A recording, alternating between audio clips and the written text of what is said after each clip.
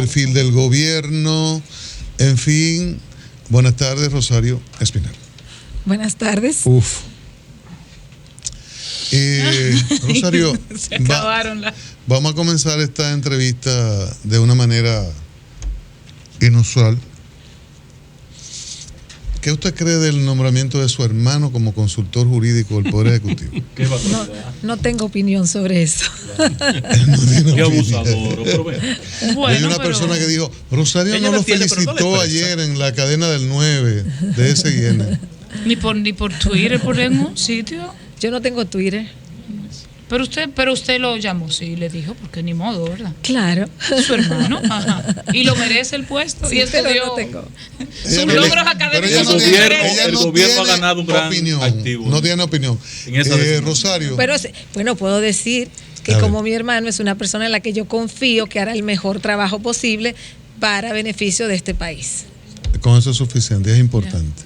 No más. Rosario, el discurso de ayer, que ya lo hemos estado examinando, escuchamos una parte de ayer, ¿qué perfila, qué puede leer el país desde dónde vamos y cómo vamos en esta segunda parte de la administración Medina? ¿Qué es lo que él nos quiere decir con ese discurso optimista? Puso sus números, interpretó sus números, pero lo que podemos esperar con limitados recursos, con una reforma fiscal pendiente, que es donde se sacarían los recursos. ¿Hacia dónde vamos y en qué vehículo nos mueve Danilo Medina? Rosario. Bueno, yo creo que es claro en su discurso. Lo que él propone es una ampliación del Estado asistencial, que ha sido algo que yo en mi artículo de hoy en la prensa, yo hablaba de que hay un Estado clientelar que ha sido el Estado histórico dominicano, un Estado clientelar corrupto, del que fueron copartícipes todos los partidos políticos que han llegado al poder en este país, grandes y pequeños. Luego, y durante todo ese periodo, y podemos ir al trujillismo, antes del trujillismo, el balaguerismo, el PRDismo, el PLDismo, o sea, todos esos periodos se han caracterizado por un Estado clientelar y corrupto. No quiere decir que todo el mundo es corrupto, no quiere decir que todo es clientelismo, pero donde ese es el eje que articula el sistema político. Pero hay una diferencia entre asistencialismo y clientelismo. Eso voy ahí. Entonces, lo que en esas épocas, pues había servicios públicos, claro, siempre tiene que haber un tipo de servicio público, pero eran servicios públicos limitados. Por eso nosotros hablamos de que hay una deuda social, de que el Estado tiene una deuda social con el país, porque se ha invertido poco en todo lo que es programas sociales. Después del 2004, el PLD comienza a ampliar el Estado asistencial, y esa ampliación del Estado asistencial se agudiza o se profundiza desde el 2012. O sea, Danilo Medina le ha prestado mucha atención a los programas sociales, y el buque insignia ha sido el sector educativo, al asignar el 4% del PIB, tal cual había señalado la Ley General de Educación del 97, que ningún presidente había implementado. Entonces eso se convierte pues en un referente de cómo el Estado va a ir más hacia establecer un Estado asistencial. Pero antes venían los programas de solidaridad, está el Seguro Nacional de Salud, SENASA, o sea, hay una diversidad de programas que se han establecido, y ha ido creciendo el Estado asistencial. El discurso del presidente ayer pues presentaba una lista aún, digamos, más amplia de lo que es el Estado asistencial. ¿Cuál es el problema, digamos? Porque lo ideal es pasar del Estado asistencial al Estado de bienestar, que es lo que existe en los países desarrollados.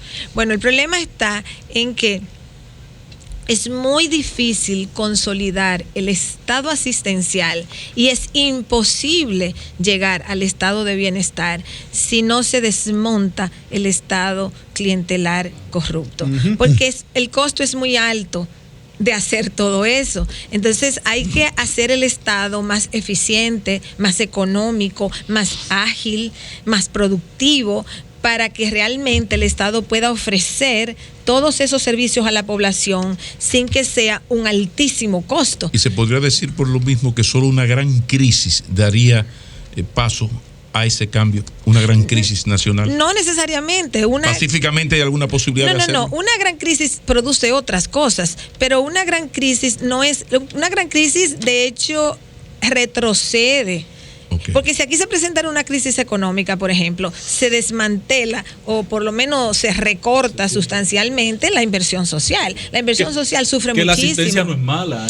No. O sea, los programas sociales son muy positivos. Sí. Lo que pasa es que cuando se montan sobre un Estado clientelar y corrupto, entonces esos programas sociales adquieren una dimensión clientelar. Y la profesionalización de la pobreza. Y la utilización de eso como elemento político electoral. Pero la razón por la que eso pasa es porque cualquier gobierno que implemente alguna política social va a ser beneficiario en términos de voto. Eso en cualquier país del mundo. Aún en países ricos. O sea, eso es natural. Si los gobiernos hacen cosas que a la gente le gusta, la gente va a votar por esos gobiernos. Y por eso lo hacen bien, porque tiene un resultado. Eso como que es esencial. Claro. Y nadie tiene que ponerse bravo por eso. Uh-huh. O sea, el desafío de los políticos es, cómo yo hago cosas, cómo yo implemento políticas que a la gente le satisfaga y que les resuelva problemas a la gente. Eso es básico en política.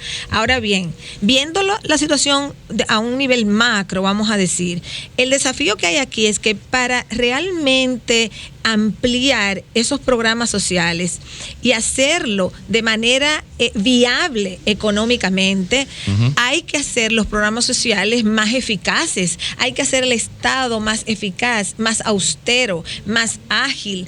No puede ser con un Estado que tiene muchísima gente recibiendo un sueldo y no hace nada. Uh-huh. O sea, aquí hay ministerios, por ejemplo, donde el presupuesto se va para pagar salarios, básicamente. No hay nada que hacer. Bueno, eso les resuelve el problema de subsistencia a los empleados, pero no trae innovación en términos de atender las necesidades de la población. O hay ministerios donde un grupito trabaja tratando de impulsar las cosas, pero el resto de la gente lo que trata es de trabajar lo menos posible. Mucha duplicidad de funciones. O duplicidad de funciones. El que trabaja y el que mandó el partido. Ayer la atención estuvo en dos. Primero el discurso, uh-huh, y ya después todo era quién va a acompañar al presidente a ejecutar eso que él dijo en ese discurso. Ese gabinete tiene a gente nueva, tiene gente muy vieja, tipo Temo, que tiene 20 años siendo funcionario, tiene pocas mujeres, apenas 4. ¿Qué le parece? Y inclusive tiene al menos 2 personas, tiene aún, designó al de Cultura, que él está en Washington, de hecho, creo que él ni sabía que lo iban a designar, y tiene a 2 personas que están más vinculados al tema sociedad civil. ¿Qué le parece, en sentido general, la composición de ese gabinete, tomando en cuenta el estilo de Danilo y lo que él quiere? Mira, indiscutiblemente, y eso sale en una declaración mía en el periódico Hoy de Hoy, donde yo digo que realmente, o sea, en cada ocasión el presidente, y eso es constante, o sea, le pasó a Leonel, le está pasando a Danilo, realmente nombra muy pocas mujeres, y es tiempo de que el gabinete aquí incluya más mujeres. Eso es básico, o sea, lo repetimos cada 4 años y cada vez que hay oportunidad de decirlo.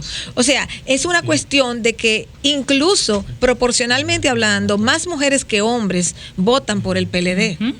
Entonces, aún más razón para tener una mayor representación de las mujeres. Pero bueno, parece que no les importa y simplemente cada vez que hay cambios en el gabinete, pues ignoran a las mujeres. El presidente debió por lo menos tener 6 mujeres en el gabinete, mínimo, 6, o sea, aumentar a 2 porque tenía 4 y lo mantienen el mismo número. Entonces, eso es lamentable. Yo pienso que el presidente tenía que dejar a las figuras claves de su gobierno que estaban desempeñando la función bien. Eso era de esperarse. Claro. Y yo realmente creo que procedía. O sea, no había razón de cambiar al ministro de la presidencia ni al ministro de Obras Públicas. O sea, ahí hay gente que ha estado haciendo un buen trabajo y que perfectamente debía quedarse porque son personas que incluso la población lo dice. O sea, que ahí lo valoraba bien. Ahí no hay problema. Yo pienso que sí debió traer un poco más de caras nuevas. y ahí quizás pudo haber traído más mujeres en las caras nuevas. Esa era una oportunidad de haber cubierto caras nuevas y también cubierto un poco la parte de género. Realmente sorprende lo de relaciones públicas, relaciones exteriores. Se entiende. Usted está sorprendida, de verdad. Bueno, eso circuló mucho de que iba a pasar, pero el problema es el siguiente: la Cancillería venía con una historia de ser un feudo de un partido aliado, en el caso del reformismo.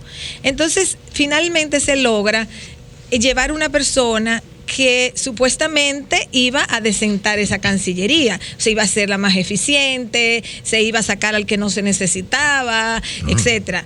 Entonces, y se hizo mucho de eso. Entonces se avanza, digamos, un poco, no sé cuánto, porque no sé cuánto finalmente cancelaron, pero bueno, por lo menos se da la impresión. Más de 1,000 seguro. De que se iba en la dirección correcta. Entonces, nuevamente enviar la señal de que la Cancillería vuelve a ser el feudo de un partido político no es positivo. O sea, a mí, desde ese punto de vista... Pero eso es una aprensión, profesora, porque en el caso de... hay que dejar que Miguel ejecute por lo menos su programa, porque yo creo que Miguel está muy claro en que ahí hay un pecado capital que fue superado.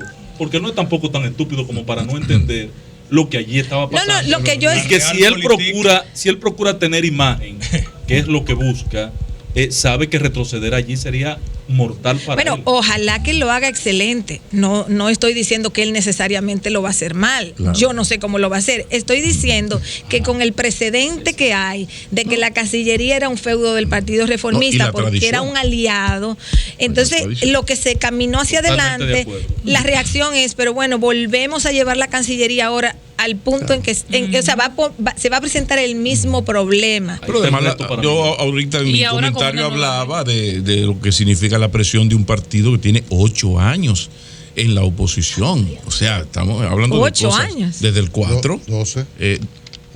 12, Dios mío. 12. Dios mío, 12. O sea, 12 años, en el 2004, y que fueron, y además que fueron 4 años que los últimos 12 meses fueron terribles, ¿no? Entonces, bueno, pero eso, una pregunta importante. Para pasar del estado asistencial al de bienestar, uno lo resume a veces hablando de que se necesitan ciudadanos, no votantes. Pero para eso de construir ciudadanía, eso pasa por algo fundamental, que es el asunto del empleo. Y aquí tenemos un problema serio. El gobierno cumplió con la promesa en términos de generar 400,000 empleos, 432,000 terminó en julio según el discurso. Sí, pero hay un problema de cuántos de esos empleados son del sector público y cuántos son personas que están en el Estado, pero lo que acabas de decir. En ese sentido, el problema que tenemos en nuestra economía con la generación de empleo, pero no empleo necesariamente productivo, porque la mayor parte de los empleados son del sector público. Aquí lo que hay son muchos empleos improductivos. O sea, el Estado no puede reemplazar al sector privado. Estamos en una sociedad capitalista, por más precaria que sea, es una sociedad capitalista. Entonces, lo que aquí hace falta es un marco que realmente plantee cómo se va a mejorar la economía privada. Esta es una economía de bajos salarios, los empresarios se resisten a pagar mayores salarios, por eso aquí hay una migración fuerte. ¿Quieren competir en base a bajos salarios? Es que compiten en base a bajos. O sea, el empresariado dominicano es adicto al pago de bajos salarios y tiene una reserva de mano laboral inmensa que emplea. Entonces, aquí hay que elevar salarios para que haya más consumo, para que se pueda recaudar más dinero, porque no se puede ampliar el Estado en empleomanía y en inversión social si concomitantemente no hay una ampliación de la economía privada. Entonces aquí hay mucha gente que depende del Estado para subsistir o para su enriquecimiento, depende en qué clase social se encuentre. Entonces, no es posible sostener esto, porque esto es una bomba de tiempo. Y cuando la bomba de tiempo explota, todo se derrumba. Entonces, aquí hay que tomar controles, porque lo que el PLD ha hecho es aumentar el presupuesto sustancialmente. Ahora, una parte importante de ese aumento del presupuesto nacional se debe a endeudamiento. Así es. O sea, el crecimiento del empleo guarda una relación directa con el nivel de endeudamiento. Sí, pero ni siquiera con el endeudamiento se han creado tantos empleos. Entonces, ¿de dónde tú sacas el dinero para cubrir tus necesidades más el pago de todo ese endeudamiento? Donde personalmente estoy más preocupado y pido tu reflexión es el hecho de que ese modelo de yo me endeudo para poder cumplir metas e invertir incluso en empleos, cuando ya sabemos, y los indicadores económicos están ahí, que está llegando a su punto rojo. O sea, hasta ahora no es que la economía se va a caer mañana, la economía está muy bien, sí, pero hay un nivel de endeudamiento que está llegando a su límite de lo que los organismos internacionales ven como aceptable. Pero no ha llegado a su límite en parte. Pero está cerca. Porque el petróleo bajó, porque los intereses en el mercado internacional están bajos, porque para salir de la recesión económica, Europa y Estados Unidos tienen intereses en el suelo y los fondos de inversión andan desesperados buscando quién le pague más que lo que le pagan los bonos de Estados Unidos o los bonos de Europa, del euro. O sea, eso es lo que está pasando. Rosario, ¿y qué de los organismos infuncionales que abundan en la administración pública, como los 40 consejos directivos que hay en el gobierno y organismos como Procompetencia, que son sumamente costosos y prácticamente infuncionales? Bueno, que todo eso, todas las comisiones, todas las instituciones, todos los anuncios, todo lo que critican el gobierno de los anuncios. Eliminar eso. Ajá, pero eso exactamente. Y los anuncios si lo quitan. El anunciante principal es el gobierno. Adiós, miren las estaciones de radio, de televisión y de todo, y los periódicos. O sea, el principal anunciante de este país no es 5 o 10 empresas privadas. Que quebró la comunicación del país por los 2 meses que Danilo le quitó haciéndose el gracioso con algunos sectores. Bueno, mire, entonces es que del Estado vive mucha gente. Entonces tú no puedes, porque es que el Estado hay que financiarlo. Directos e indirectos. Es que el Estado hay que financiarlo. Entonces la misma gente que financia el Estado. Entonces aquí nosotros, entiéndase. Sí, los empresarios nosotros, la ¿no? población, la población, o sea, la ciudadanía. Y los hijos de nuestros hijos, que a fin de cuentas van a pagar. Nosotros somos los que tenemos que financiar el Estado, pero a la vez queremos vivir del Estado. Entonces es un círculo vicioso. Claro. Entonces no hay país que se haya desarrollado mínimamente si no tiene un Estado más eficiente. Y aquí lo que ha pasado es que todo este proceso llamado de democratización ha consistido en que aquí ha crecido una clase política que es bien grande y una clase social que es bien grande, que toda depende del Estado para su subsistencia. Pero además de eso, ese Estado tiene que ofrecer servicios públicos para un segmento más amplio de la sociedad, que tiene que transportarse, que tiene que ir a la escuela a los niños, que tiene que ir a un hospital, etcétera. Entonces es una carga muy grande. Usted tiene una evaluación, me inspira a preguntarle lo siguiente en función de lo que acaba de decir. Usted tiene una evaluación de qué tanto, de cuál y qué tanto Estado necesitamos. El tamaño. ¿Cuál Estado y cuánto Estado? Eso te lo da. Necesitamos, porque la gente cuando usted da esa explicación piensa en el gobierno central. Pero cuando usted va a los ayuntamientos es lo mismo. La descentralización aquí es un mito. Es un mito. Yo lo he dicho desde el principio. Cada vez que comenzaban con sus argumentos bonitos de que la descentralización era democracia, mi respuesta era sí. Ni descentralización ni desconcentración. En un sistema democrático, en un sistema clientelar, la descentralización es clientelismo elevado a la raíz no cuadrada. Descentralizado. A la raíz no sé cuál. Claro. O sea, es simplemente multiplicar el clientelismo. O sea, por ejemplo, déjame mencionar esto. Aquí hay distritos municipales. Esa cosa que se llama distritos municipales, campos, que en las elecciones eligen un director, unos vocales, un secretario, no sé qué. A elecciones incluso le eligen para crear más gente en un reperpero electoral. Sí. Bueno, esos son mini organismos, microorganismos, nanoorganismos que no tienen ninguna capacidad de ejecutoria de nada, que no pintan nada más allá que llenar cuotas de activistas partidarios. Eso es todo. esos distritos municipales no deberían existir. ¿Cómo los pintan? Supuestamente la democracia es micro, vamos a llevarla al último nivel, que la gente, que 2,000 personas de una cosa elijan esta gente, pero esta gente no tiene ni siquiera capacidad técnica para hacer nada en sus comunidades, ni tiene recursos para hacer nada. Hay comunidades donde no aparece un profesional de la ingeniería, que no aparece. Cada vez que los auditan quedan mal. Cada vez que lo auditan queda mal por eso. Entonces, tú puedes eliminar todos los distritos municipales, tú puedes eliminar de los 158 municipios que hay en este país, con la mitad estaríamos bien. De las 31 provincias y el distrito, con 10 estaríamos bien. De los 190 diputados y 32 senadores que hay, con un total y una sola Cámara, con 80 o 90 diputados, estaríamos bien. Solo para dar ejemplos. Tú puedes hacer muchísimas. ¿No quitaste el 30% del presupuesto? Exactamente. Ya? Entonces, el Estado dominicano no está diseñado para la eficiencia. El Estado dominicano está diseñado, sigue siendo diseñado hasta el día de hoy, para incorporar la mayor cantidad de gente posible que quepa en el barco. ¿Y cuál Estado? Y todo el mundo quiere estar montado en el barco hasta que ese barco comience a hundirse porque ya no aguante más. Ese PLD tiene 12 años, has dicho que no se puede seguir con este modelo asistencial, pero clientelar y corrupto. ¿Qué calidad, así como Ángel fue tan específico en la preguntar qué Estado y qué tanto Estado, qué calidad de oposición nosotros necesitamos para cambiar esto?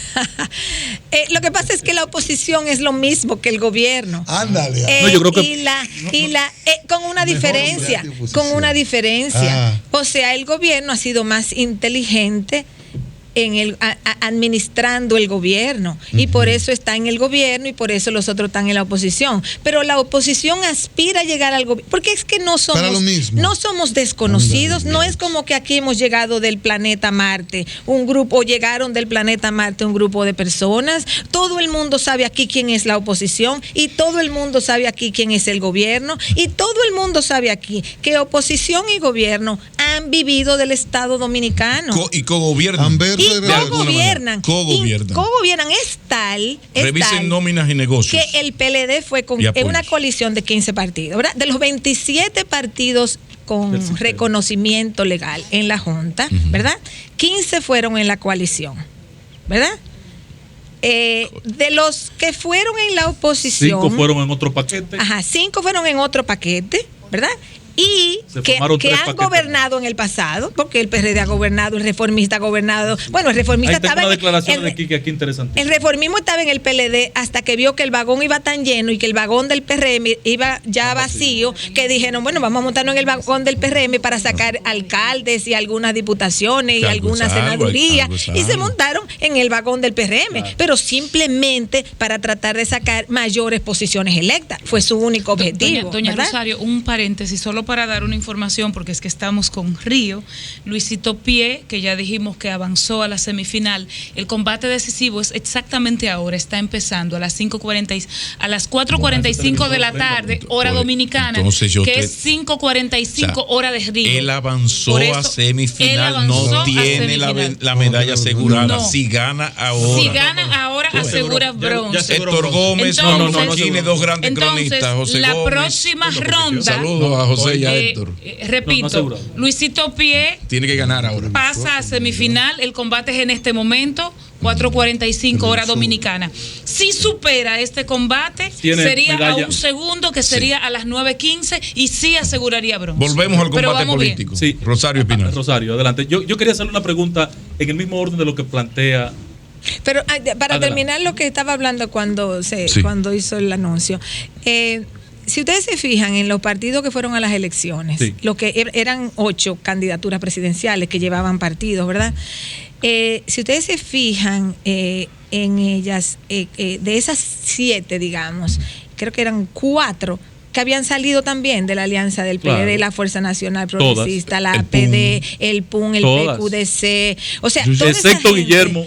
Bueno, excepto Guillermo, el PRM. Que estuvo en el gobierno alguna vez también. Pero bueno, ese partido el de Marx, no había que fue sido. Minú también. También. La APD salió de la alianza con el PLD. El PQDC, el PUN, la Fuerza Nacional Progresista. O sea, toda esa gente. O sea, si tú te pones a ver todos los partidos aquí. Ahí hay partidos con 70 años que nunca habían ido a unas elecciones solo. Entonces, eso es lo que sucede. Eso es toda una clase política que vive de manera directa, o en un momento sí, o en un momento no, del Estado. Entonces nosotros hemos descentralizado el gobierno, dizque por la democracia, pero ha sido descentralizar para aumentar el clientelismo y aumentar la corrupción y aumentar los activistas políticos.